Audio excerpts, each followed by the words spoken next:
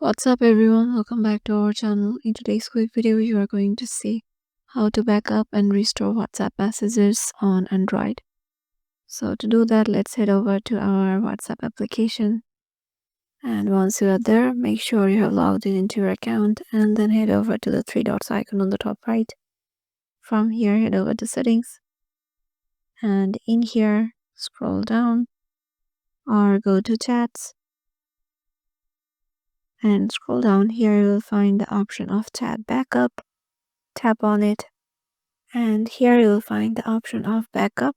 If your backup has already started, you'll see an option like this in here. If it hasn't, then there will be an option of backup, like a button.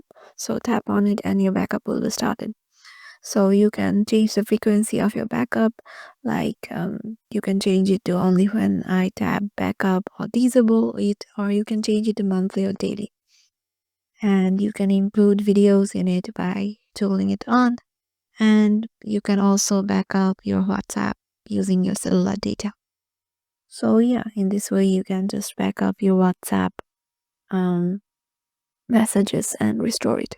Hope this video will help you out, and we'll see you in the next video.